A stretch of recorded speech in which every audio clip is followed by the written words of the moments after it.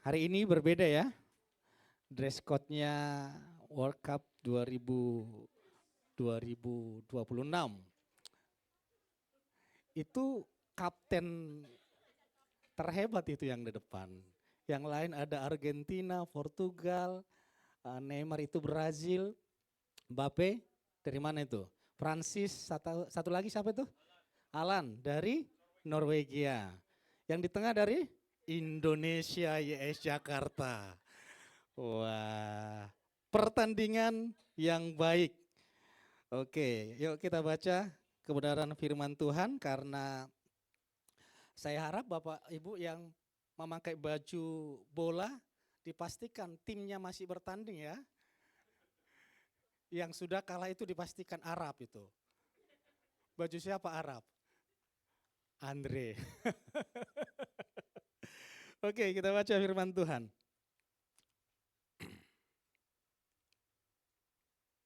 Boleh dibantu di sana? Oke, sama-sama. 1, 2, 3.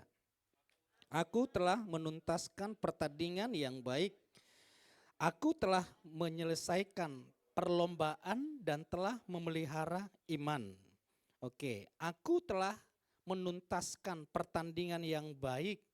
Jadi temanya saya ambil dari ayat ini, pertandingan yang baik. Baik di situ dalam bahasa aslinya, bahasa Yunani kalos. Jadi artinya indah, bukan Ibu Indah ya. Artinya indah, mulia, benar. Jadi bisa dikatakan pertandingan yang mulia atau pertandingan yang indah atau pertandingan yang benar. Aku telah menuntaskan pertandingan yang benar, yang mulia. Next, menuntaskan dalam bahasa Yunaninya teleo. Dalam bahasa Yunaninya teleo ditulis teteleka, berasal dari kata teleo atau sudah selesai. Bukan pensiun ya Bapak Ibu ya. Ingat, di dalam Yesus tidak ada istilah pensiun. Paulus berkata sudah selesai, itu tangannya itu di rantai itu. Ini di rantai, ini perwira Roma. Artinya surat Paulus kepada Timotius itu surat terakhir, detik-detik akhir hidupnya. Biasanya Rasul Paulus menulis surat itu penuh dengan rancangan. Aku akan pergi melayani, aku akan berkunjung melalui surat pastoral, tapi khusus surat ke Timotius itu surat perpisahan. Detik-detik terakhir sebelum Paulus dieksekusi mati. Justru bagi dunia mengatakan Paulus selesai gagal, tapi bagi Paulus dia berkata, pertandinganku sudah selesai. Dia tidak marah kepada Tuhan, dia tidak kecewa kepada Tuhan. Saya sudah memberitakan Injil, saya telah meninggalkan keluarga, bahkan kuasa yang dulu diberikan kepadaku, semuanya ditinggalkan. Toh ujung-ujungnya saya kok dihukum mati.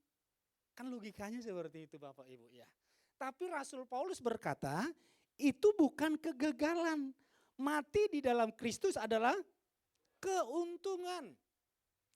Jadi Paulus berkata, aku telah menuntaskan. Lihat cara rasul-rasul menuntaskan pertandingan mereka. Stefanus, dia dirajam batu. Yohanes, Rasul Yohanes, dia digoreng. Hidup-hidup. Petrus, dia disalib kepala di bawah, kaki di atas. Karena dia merasa tidak layak aku disalib seperti Yesus. Paulus dieksekusi mati dengan kepala dipenggal. Ini surat yang terakhir. Tapi kata Paulus, pertandinganku sudah selesai. Perlu kita pahami terlebih dahulu, kenapa para rasul-rasul siap bersuka cita, mati dieksekusi seperti itu, karena ada sesuatu yang lebih mulia di balik kematian itu. Tentu orang tidak mau bertanding kalau tidak dapat apa-apa, ya dong. World Cup, Piala Dunia, para bintang-bintang di sana Tidak ada, semuanya pingin tampil di World Cup. Pasti tentunya ada sesuatu yang mewah dibandingkan piala-piala yang lain. Kita berdoa tahun-tahun berikutnya Indonesia masuk. Amin. Tadi semuanya pakai Brazil kamu apa, Jerman, Belanda. Tiba-tiba ada yang nyelutup. Enggak ada pakai baju Indonesia. Tenang, ini pakai Indonesia. Merah putih ada Indonesia. Sebenarnya saya edit di sini YHS Jakarta. Cuman sudah nggak ada waktu ngedit-ngeditnya. Mereka melihat pertandingan itu, hasil dari pertandingan itu sesuatu yang mewah, sehingga mereka tidak takut menghadapi tantangan persoalan apapun. Kita semua sedang berada di dalam pertandingan, tidak ada penonton. Baik gembala, baik jemaat, baik siapapun, semuanya sedang bertanding. Amin. Penontonnya siapa? Iblis. Dan para malaikat. Sporternya kita malaikat. Ayo semangat Ibu Rosmina. Ayo semangat Ibu Yanti. Datang iblis, main gak becus. Gak ada kesehatian gitu. Jadi biasa kan? Apalagi penggemarnya Lionel Messi dan Cristiano Ronaldo saling hujat-hujatan gitu. Kita harus melihat bahwa pertandingan itu sesuatu yang indah, bukan sesuatu yang dihindari. Justru yang harus disyukuri bahkan berterima kasih kita berada di dalam pertandingan yang mulia itu. Bagaimana cara Paulus menyelesaikan, menuntaskan pertandingan dan hal yang sama itu terjadi dalam hidup kita. Ingat, kita sedang berada dalam pertandingan, tidak ada penonton di sini. Penontonnya adalah iblis yang menjatuhkan, yang mengaung-ngaung siang dan malam menjatuhkan kita. Kita adalah pemain semuanya, sedang bertanding semuanya. Supaya kita nanti bisa berkata seperti Rasul Paulus, aku mengakhiri pertandingan dengan baik. Ayo kita melihat bagaimana cara mengakhiri pertandingan dengan baik. Sama-sama kita baca 1, 2, 3. Aku telah menuntaskan pertandingan yang baik. Aku telah menyelesaikan perlombaan dan telah memelihara iman. Perhatikan kata menyelesaikan perlombaan. Jadi dari sini poinnya yang pertama adalah harus menyelesaikan perlombaan. Menyelesaikan dalam bahasa Yunani ini sama ya seperti yang tadi dituntaskan dan menyelesaikan. Teteleka berasal dari kata kerja teleo yang artinya menyelesaikan secara penuh, utuh. Menuntaskan tujuan, menggenapi misi.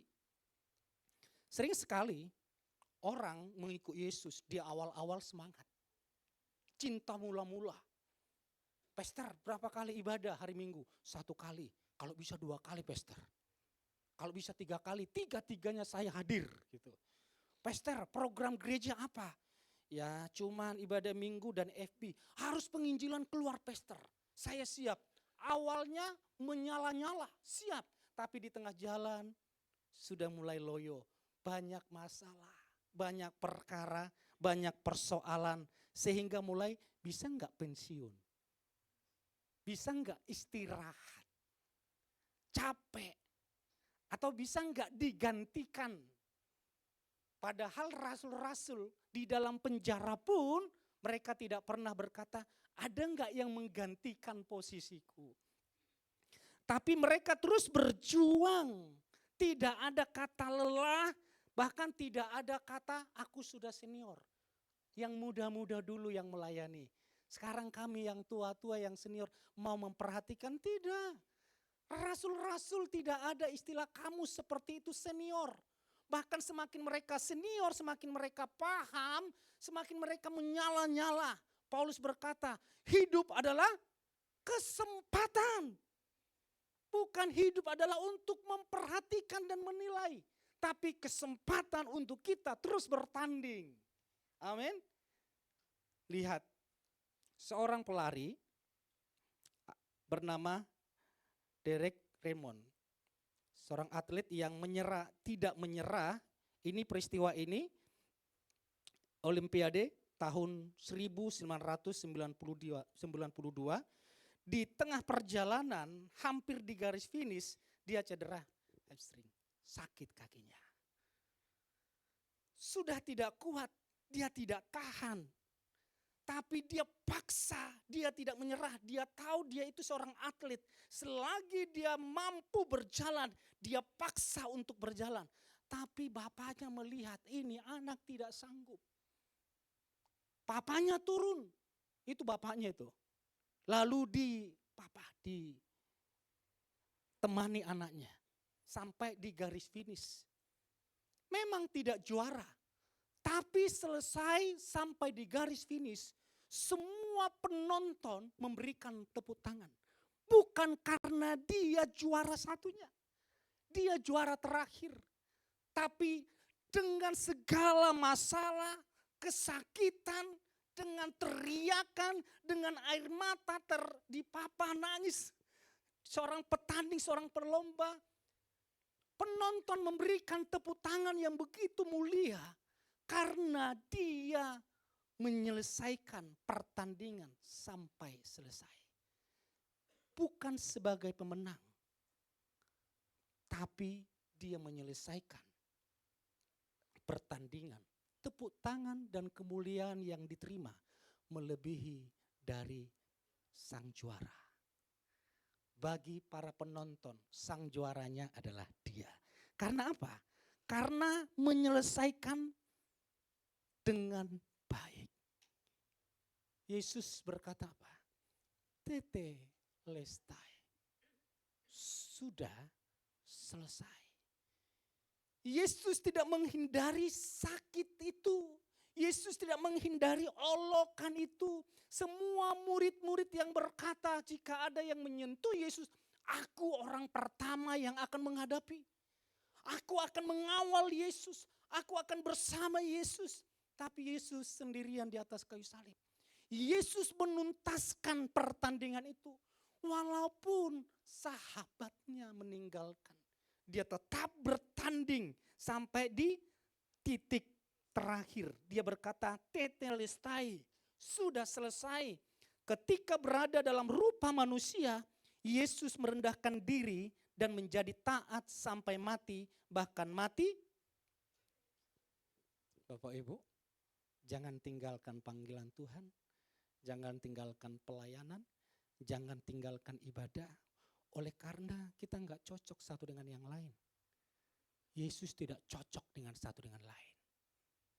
Tapi Yesus mencocokkan diri kepada mereka.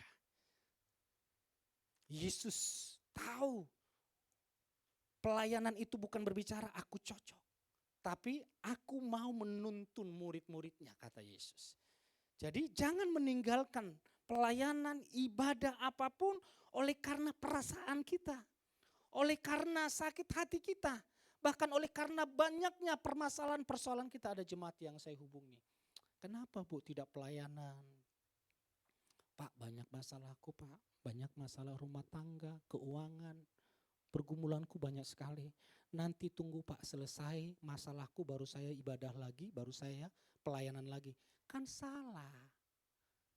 Justru ketika banyak masalah kita semakin menggebu-gebu melayani Tuhan. Karena kita tahu hanya di dalam Tuhan ada solusi di setiap pergumulan persoalan kita. Amin.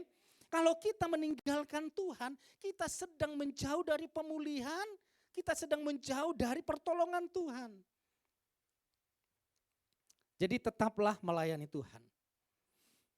Pelari tidak dinilai dari siapa yang memulai paling cepat. Tetapi siapa yang mencapai garis akhir. Itu seorang pelari. Saya pernah lari, bukan lari dari kenyataan hidup ya Bapak Ibu ya. Saya pernah waktu SMP itu lari 10 kilo. Jadi sekarang kalau tahu saya naik motor atau naik mobil, saya tahu jaraknya ini sudah kira-kira 1 kilo, 100 kilo saya tahu. Karena apa? Bukan lihat mapnya, karena sudah pernah lari 10 kilo. Waktu latihan, startnya itu, saya menunjukkan kekuatan, semangat. Satu, apalagi saya lihat di samping kiri kanan saya, badan saya termasuk yang tinggi. 1, 2, 3, saya lari sekencang-kencangnya. Padahal ini 10 kilo, bukan lari 500 meter. Masih 1 kilo, tidak sampai 1 kilo.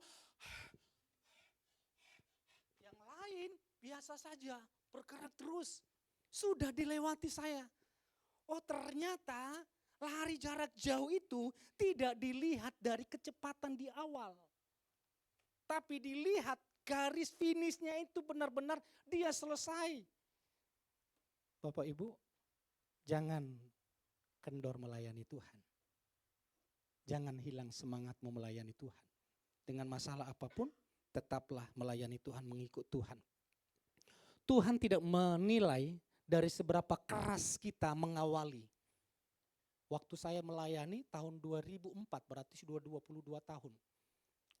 Saya sekolah Alkitab tahun 2004, banyak sekali, ada 60 mahasiswa yang ikut di sana. Melayani Tuhan, berapi-api. Waktu saya berdoa jam 5 pagi, ada yang berdoa jam 4 pagi. Saya tidak mau kalah. Saya berdoa jam setengah 4, dia jam 3. Sepertinya saya pernah bersaing dengan Pastor Stanley itu ya. Saya pergi ke Menara, kalau itu kisahnya di tahun 2007. Saya berdoa jam 4. Pastor Stanley sudah jam 4, jam 3. Saya nggak mau kalah disaingi seperti itu. Saya berdoa jam setengah 3, dia sudah jam 2. Ini orang nggak tidur kah? Saya berdoa setengah 2, dia sudah ada di menara doa jam 1. Jadi besok-besoknya bukan menara doa lagi yang saya lihat, tempat tidurnya yang saya lihat.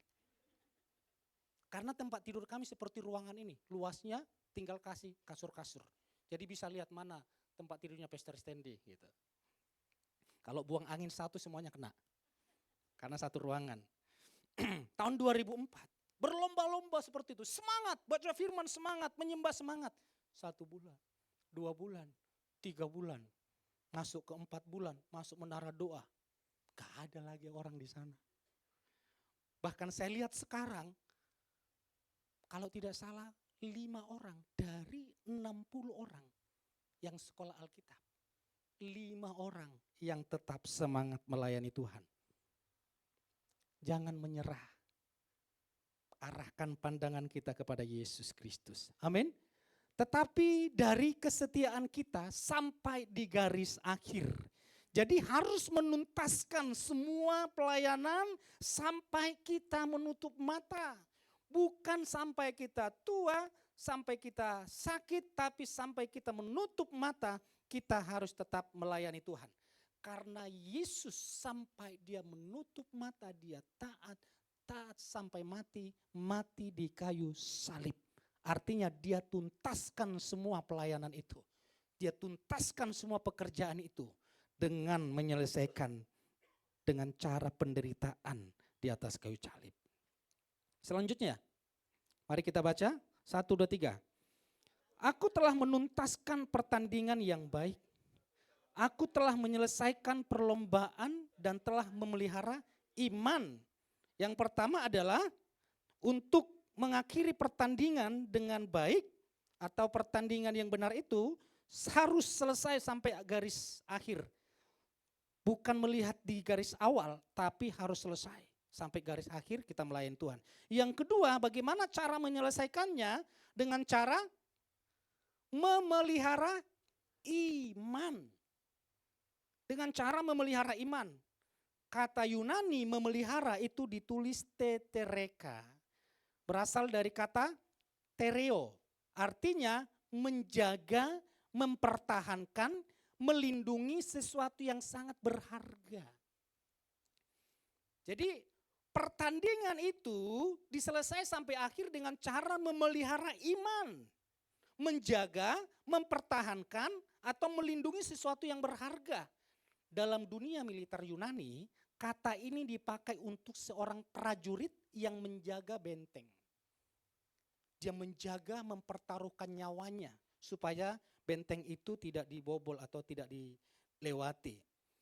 Aku menjaga iman seperti seorang penjaga menjaga kota. Jadi pertandingan itu, iman itu harus dijaga. Harus dijaga. Kita bertanding bukan bertanding menurut aturan kita. Tapi Tuhan membuat aturan. Aturannya adalah peliharalah iman. Boleh diklik dulu di volumenya, boleh disiapkan. Saya mau putar satu pertandingan yang mereka sudah siap merayakan, tapi karena pertandingan itu tidak sesuai dengan volumenya, lampunya boleh dimatikan. Ya, kita sedang nobar dulu Bapak Ibu, sepak bola. Oke.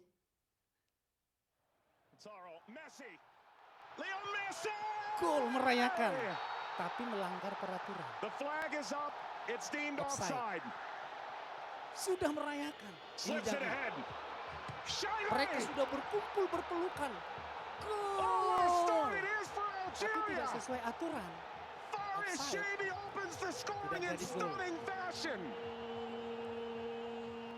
Oke, nanti malam dilanjutkan nontonnya. Boleh lampunya dinyalakan? Begitu juga ada klub Juventus. Tahun 2016, kalau tidak salah ya, 2006, Juventus gelar juara dibatalkan. Padahal musim sudah selesai, sudah berakhir, mereka jadi Scudetto. Kalau di Italia namanya Scudetto, jadi juara. Dan ternyata setelah diselidiki, pelanggaran yang dilakukan oleh klub Juventus itu banyak sekali. Sehingga gelar juara itu dibatalkan dan dia diturunkan di Serie B. Tidak bertanding di Serie A. Karena apa? Mereka bertanding menurut aturan mereka masing-masing. Padahal FIFA sebagai penyelenggara klub-klub harus mengikuti aturan. Kita yang bertanding melayani, bukan melayani semaunya kita sendiri. Kita beribadah, bukan beribadah semaunya kita sendiri. Kalau hati lagi semangat, hati lagi mood, kita beribadah, kita melayani. Kalau hati lagi tidak damai, lagi tersinggung, kita tidak melayani. Tapi dikatakan di sini, melayani itu bukan berdasarkan hati atau perasaan, tapi itu adalah panggilan seorang petanding yang berlomba atau klub harus ikut bertanding apapun keadaannya. Next, lihat. Menjaga iman bukan sekedar keyakinan pribadi, yang dijaga adalah Injil. Jadi artinya menjaga iman, menjaga Injil itu dia pegang. Injil itu adalah tentang karya Yesus. Yesus datang ke dunia sebagai manusia. Dia mati di atas kayu salib untuk menebus manusia dari segala dosa, kutuk dan pelanggaran. Lalu dia mati dikubur dan bangkit pada hari yang ketiga. Itulah yang kita pegang. Artinya keselamatan hanya ada di dalam Yesus. Di luar Yeshua HaMashiach tidak ada keselamatan. Itu iman yang harus kita pegang selama bertanding. Bahkan saya lihat seorang penginjil di medsos. Ada keselamatan di luar Yesus. Yang penting kita baik-baik. Yang penting kita beramal. Tapi firman Tuhan sudah menjelaskan, tidak ada keselamatan di luar Yesus. Kalau kita melayani, kita beribadah. Tapi konsep iman kita masih berkata, ada keselamatan di luar Yesus. Maka kita sudah melanggar aturan. Kita sudah melanggar aturan jika iman Kristen kita berkata, ada keselamatan di luar Yesus. Ada pengampunan di luar Yesus. Satu-satunya keselamatan, satu-satunya pengampunan hanya di dalam Yesus. Amin. Tidak ada yang lain. Yang kedua, menjaga iman itu adalah menjaga pengajaran yang benar. Bukan pengajaran yang palsu. Karena ada penginjil palsu, ada injil palsu yang memutarbalikkan kebenaran, yang mengatakan percaya Yesus boleh, tapi percaya Yesus tidak cukup diselamatkan. Untuk kita diselamatkan dengan sungguh-sungguh, kita harus beribadah. Kelihatan rohani ya? Kita harus berbuat baik. Kita harus beramal. Padahal Yesus mati di atas kayu salib bukan karena kita beribadah. Bukan karena kita beramal. Bukan karena kita baik. Kita belum mengenal Yesus. Bahkan rata-rata manusia masih hidup di dalam penyembahan berhala. Tapi Yesus sudah menunjukkan kasihnya, pengorbanannya di atas kayu salib. Jadi keselamatan cukup Yesus, jangan ditambah dengan ibadah. Jangan ditambah dengan pelayanan. Jangan ditambah dengan kebaikan. Percaya Yesus, keselamatan cukup percaya Yesus. Ibadah itu sebagai ungkapan syukur kita karena kita sudah diselamatkan. Semakin orang semangat beribadah, semakin orang semangat melayani, semakin orang semangat menabur, semakin orang itu meyakini karena Yesus sudah menganugerahkan keselamatan bagiku. Amin. Jadi lihat Bapak Ibu, pegang ajaran yang benar, jagai imanmu, jagai Injil, jagai pengajaran yang benar dan kesetiaan kepada Kristus. Jadi pertandingan itu tidak dilihat dari mimbar, bukan Bapak Ibu. Kalau dilihat pertandingan itu dari mimbar, nanti kasihan orang yang menabur tapi tidak bisa melayani di mimbar. Dan pertandingan itu tidak dilihat dari berapa banyak kita menabur. Kalau dihitung dari berapa banyak menabur, kasihan orang yang tidak bisa menabur tapi memberikan hati, memberikan tenaga, memberikan pikiran untuk melayani. Jadi pertandingan itu adalah dengan menjaga Injil, pengajaran lewat apa? Lewat khotbah, lewat pelayanannya, lewat taburannya, lewat ibadahnya. Dia beribadah kepada Tuhan yang benar, mempercayai Injil yang sejati, yaitu Yesus Kristus mati di atas kayu salib untuk menebus hidupnya. Dan tidak ada keselamatan selain Yesus, dan keselamatan tidak boleh ditambahkan dengan amal, dengan kebaikan, dengan ibadah. Keselamatan hanya murni karena Yesus. Itu yang harus dipegang. Lalu kita setia kepada Yesus sampai akhir. Jangan tinggalkan Yesus. Banyak orang hari ini yang kehilangan iman karena uang. Pikirannya cari uang, cari uang. Imannya ditinggalkan. Iman itu memang penting, uang itu memang penting. Tapi uang bukanlah segalanya. Ingat, uang itu tidak bisa kita bawa ke surga. Saya ingat waktu pertama sekali saya bertobat, itu semangatnya itu luar biasa, sampai sering sekali saya bermimpi. Saya pernah bermimpi 2 kali berturut-turut bermimpi. Ada yang meniup sangkakala, toet, toet, lalu ada suara, saya dengar suara yang keras itu, akhir zaman, toet, toet. Yang lain saya lihat naik, saya naik turun lagi, mau naik turun lagi, sudah naik turun lagi. Saya lihat teman-teman, saat itu Pastor Stanley belum saya kenal karena belum bertemu. Yang lain naik, mungkin kalau ada Bu Yanti, Pak Erwin langsung naik gitu. Saya enggak naik-naik. Naik sudah di atas kepala, turun lagi. Ternyata ada pemberat di saku saya. Ini mimpi saya, benar uang, emas. Lalu ada suara berkata ke saya, tanggalkan itu. Tuhan capek ngumpulin ini Tuhan, ngumpulin ini capek.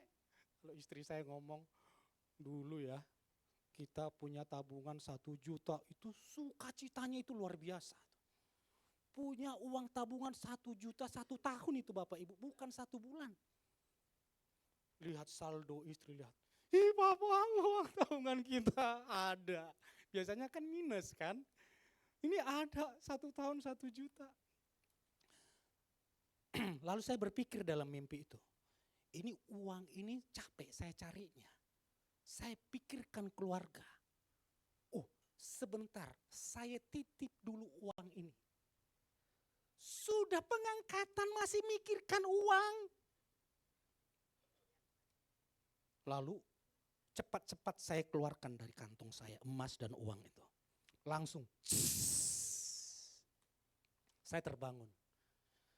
Bukan berarti Tuhan menginginkan kita miskin, tidak. Pengikut Yesus, Bapak Ibu boleh searching. Orang terkaya di dunia, 10 orang terkaya di dunia, 8 orang itu orang Kristen. 8 orang Kristen. Yang satu ateis, yang satu lagi orang Yahudi. 8 orang Kristen. Jadi Tuhan juga menghendaki kita kaya. Tapi jangan tinggalkan Tuhan karena uang. Jangan tinggalkan Tuhan karena pekerjaan. Jangan tinggalkan Tuhan karena pelayanan. Dan jangan pernah tinggalkan Tuhan karena pacar. Usia sudah mau 40 tahun, Pastor. Enggak nikah-nikah, Pastor. Terserah mau ateis kah itu, mau Islam kah, mau Buddha kah, yang penting laku. Jangan tinggalkan panggilan Tuhan karena pasangan hidup. Karena Tuhan Yesus tidak pernah meninggalkanmu.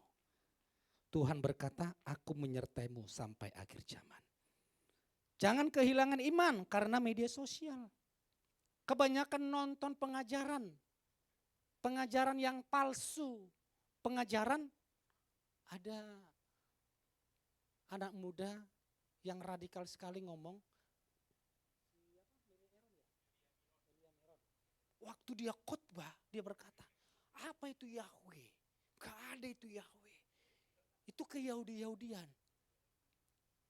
Beberapa bulan kemudian, Yahweh adalah Bapa kita. Sesat.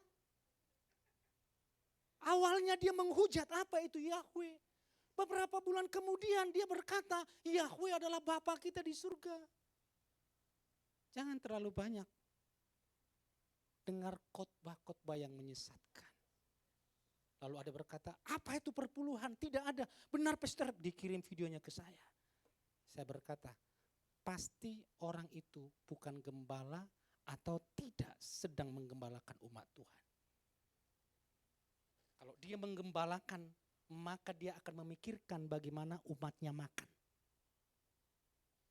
Saya pastikan waktu COVID, saya umumkan di gereja ini. Siapa jemaat Tuhan yang tidak makan, hubungi gereja Jakarta. Itu gembala yang memikirkan. Kalau seorang penginjil, mana ada pikiran seperti itu? Bahkan tim kita sekarang Ceriti memikirkan bukan hanya jemaat. 300 orang makan setiap bulan. Tepuk tangan bagi Tuhan kita. Nah kalau tidak ada orang yang bergerak di sana, kalau orang berkata apa itu perpuluhan? Karena dia bukan seorang gembala. Dia hanya seorang pengkhotbah tok. Setelah khotbah enggak mau tahu. Kamu percaya atau tidak urusan. Tapi seorang gembala itu seperti orang tua. Bagaimana anak-anaknya itu berpendidikan. Bagaimana anak-anaknya itu bertumbuh dengan baik. Itulah seorang gembala. Selanjutnya terakhir. Sama-sama kita baca 1, 2, 3. Selanjutnya tersedia bagiku mahkota kebenaran yang akan diberikan kepadaku oleh Tuhan, hakim yang adil pada harinya, dan bukan hanya kepadaku, melainkan juga kepada semua orang yang merindukan kedatangannya. Orang yang merindukan kedatangannya itu seorang yang ikut bertanding. Dan orang yang merindukan kedatangan Yesus itu mendapatkan mahkota kebenaran. Siapa yang merindukan kedatangan Tuhan Yesus? Boleh angkat tangannya. Saudara semua mendapatkan mahkota kebenaran. Berikan tepuk tangan bagi Tuhan kita. Lihat dikatakan mahkota, mendapatkan mahkota kebenaran. Dalam bahasa Yunani, mahkota disebut di situ Stepanos. Stepanos bukan mahkota raja, tapi mahkota yang terbuat dari daun. Itu mahkota yang terbuat dari daun, itu diberikan sebagai lambang kemenangan dan kehormatan. Mahkota sejati bukan untuk raja, tetapi untuk mereka yang setia sampai akhir. Mahkotanya biasa sih, mahkota yang terbuat dari daun-daun. Tapi kenangannya sebagai juara, sebagai orang yang menyelesaikan pertandingan itu akan dikenang selalu, akan diingat selalu. Bukan mahkotanya itu yang diingat, tapi kitanya yang diingat. Kita orang yang dibenarkan, yang menerima mahkota itu. Katakan amin. Jadi bukan mahkotanya yang diingat, kitanya yang diingat. Jadi kebenaran dalam bahasa Yunani adalah dikaiosnes, yang berarti kebenaran yang dianugerahkan. Pembenaran, hidup benar di hadapan Elohim. Artinya, bisa dibacakan? Artinya, mahkota ini bukan hadiah karena jasa manusia. Sebab keselamatan diperoleh oleh kasih karunia. Mahkota diberikan sebagai penghargaan. Ada penghargaan khusus kepada orang-orang yang setia. Bukan karena mereka sempurna, tetapi karena mereka tetap setia. Orang yang setia diberikan mahkota kebenaran. Setia menjaga Injil. Setia menjaga kebenaran firman Tuhan. Amin. Pemain musik boleh maju ke depan. Fokus pada Yesus. Lihat. Yesus menerima mahkota duri. Kita menerima mahkota kebenaran. Kenapa? Karena Kristus mengambil penghinaan kita supaya kita menerima kemuliaan. Kristus dihukum supaya kita dibenarkan. Kristus mati supaya kita, jadi fokusnya adalah Yesus. Dia menerima mahkota duri. Supaya kita tidak menerima mahkota duri itu lagi. Duri itu melambangkan kutuk. Tapi kita menerima mahkota kebenaran. Yaitu hidup kita dibenarkan, dipermuliakan. Kesimpulannya,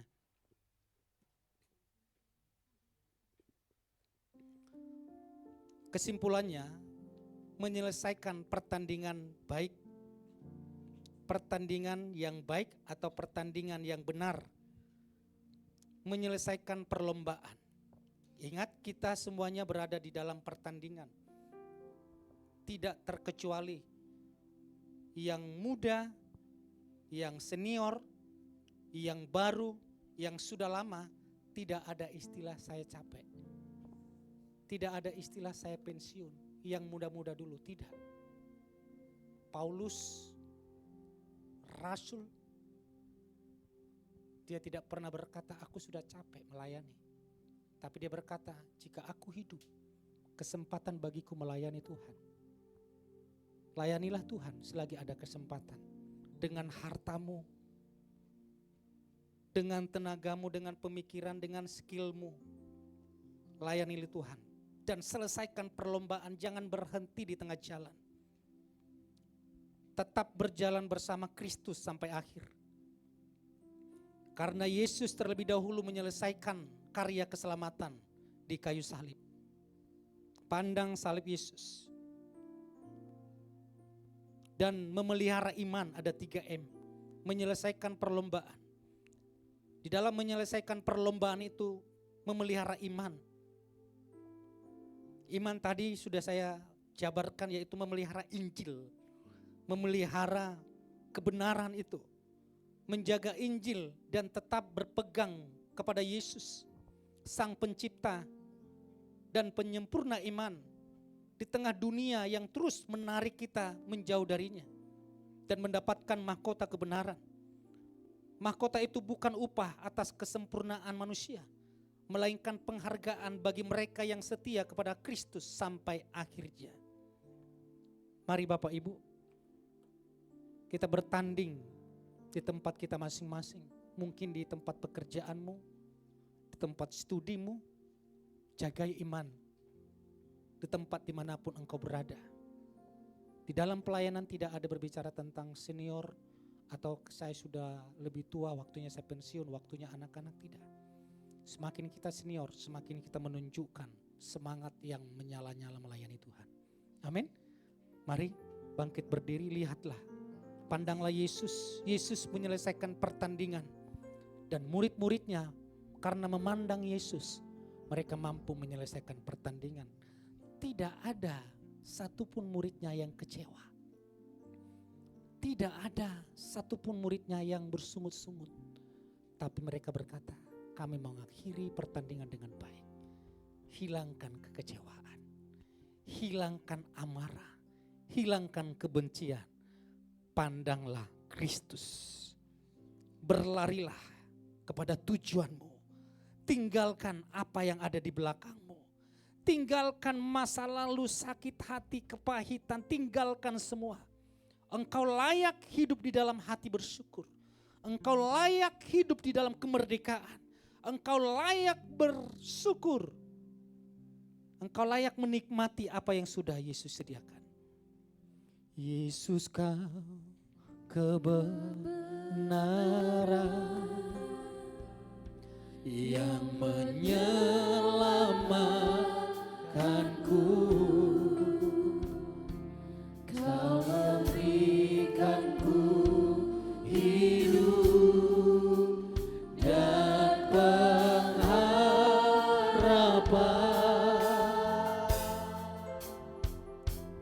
Ku ikut kehendak-Mu. Ku perlu anugerah-Mu. Ku nyatakan janji-Mu kepadamu. Katakan dengan iman.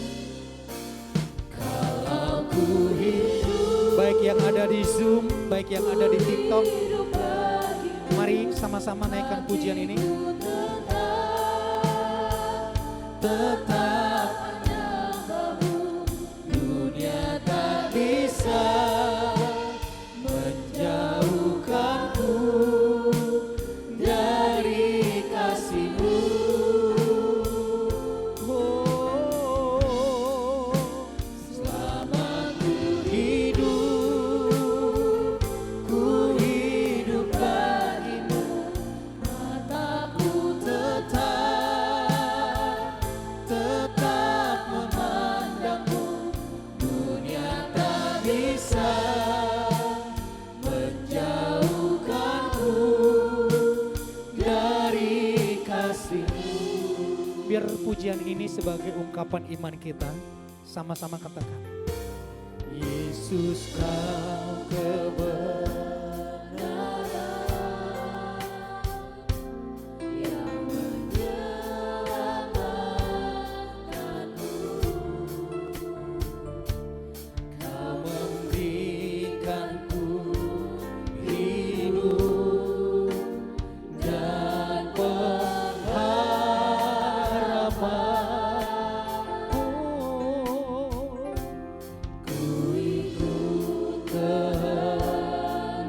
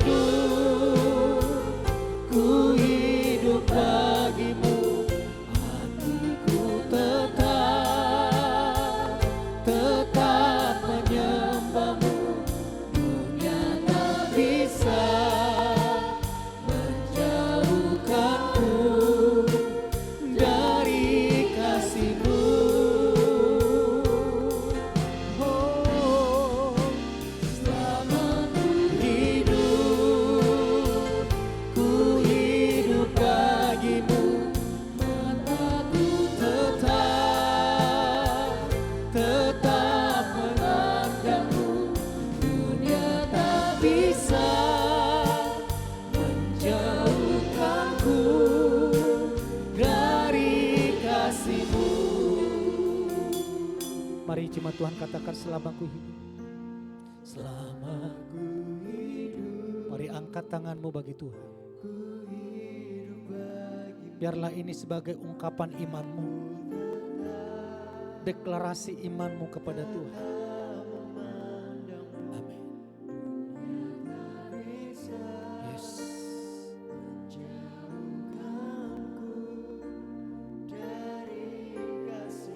Terima kasih Tuhan. Kau sungguh baik Yesus.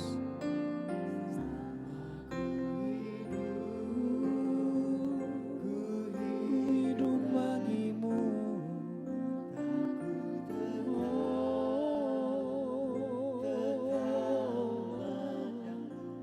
Dunia tak bisa menjauhkanku dari kasih-Mu.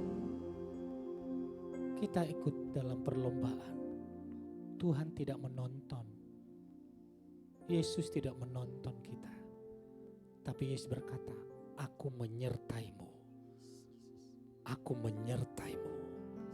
Ketika di dalam pertandingan ini kita lemah, Yesus memberikan kekuatan. Ketika di dalam pertandingan itu kita banyak dikecewakan, Yesus memberikan kesembuhan. Yesus memberikan kuasa. Engkau tidak sendirian, ada Yesus yang menyertai-Mu. Tantangan apa yang engkau hadapi hari-hari ini? Jangan fokus kepada masalahmu. Engkau nanti semakin tawar hati. Tapi fokuslah kepada Yesus yang menyertai-Mu. Sebab badaimu, masalahmu tidak akan pernah membawa kepada kehancuran hidupmu. Badai itu akan kesempatan bagi kita untuk melihat kuasa Tuhan terjadi dalam hidup kita. Di dalam kelemahan kita, kuasa Tuhan sempurna. Segala perkara dapat aku tanggung di dalam Dia yang memberikan kekuatan kepadaku. Di dalam pertandingan ini bukan tentang kita, tapi tentang Yesus. Yesus yang menyertai kita, Yesus yang menuntun kita, dan Yesus yang menyelesaikan bersama kita, dan Yesus yang memberikan mahkota kebenaran itu bagi kita. Ini semua berbicara tentang Yesus. Biarlah lewat pengetahuanmu, lewat keahlianmu, lewat waktumu, lewat uangmu, berkatmu, semuanya berbicara tentang Yesus. Dan saya berdoa, semua jemaat IS Jakarta alami kemuliaan demi kemuliaan, mujizat demi mujizat, terobosan demi terobosan. Di tempat pekerjaan engkau semakin alami terobosan, engkau dipromosikan. Engkau yang mencari pekerjaan, Tuhan memberikan pekerjaan yang terbaik bagimu. Karena hatimu tertuju kepada Yesus. Mari sama-sama katakan, kalau ku hidup, jemaat Tuhan. ku hidup Terima kasih Yesus.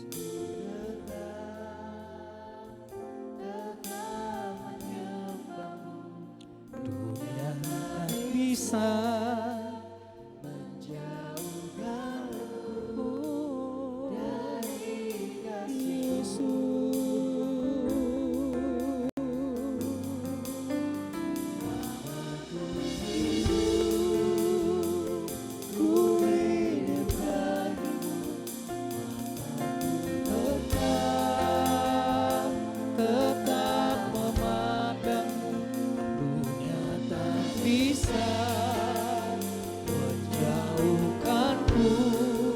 Mari berikan tepuk tangan bagi Yesus Kristus Tuhan.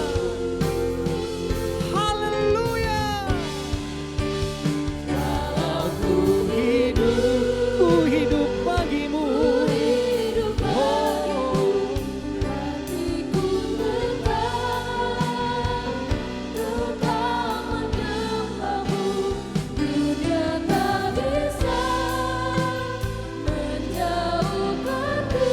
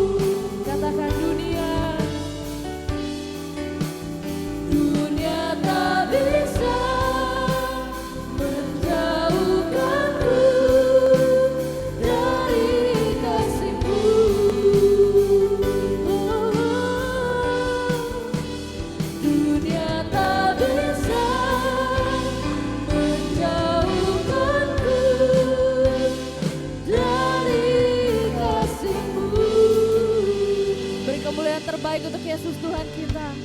Terima kasih Tuhan. Sungguh firman yang begitu indah Tuhan, kami sambut dengan penuh rasa terima kasih dan ucapan syukur. Terima kasih Bapa yang baik, Kau berkati Pastor Petrus dengan seluruh keluarganya, berkati pelayanannya, berkati apapun yang dia lakukan dalam kehidupannya saat ini Tuhan. Percaya penyertaan anugerah Tuhan, berkat-berkat terbaik dari Tuhan melimpah atas kehidupannya. Terima kasih Tuhan, ini setiap kami yang bersuka cita mendengarkan firman-Mu. Dalam nama Tuhan Yesus, kami sudah berdoa, haleluya, amin. Jemaat dipersilakan nama Tuhan. Adakah di antara jemaat yang hadir hari ini yang baru pertama kali bersama kami DS Jakarta? Boleh angkat tangannya, lampunya boleh dinyalakan sebentar. Oh ya, ada satu, ada dua. Silakan yang berada di dekatnya boleh disapa. Ya, selamat datang di keluarga YS Jakarta. Kami menantikan kehadiran saudara di tempat ini beribadah bersama-sama dengan kami.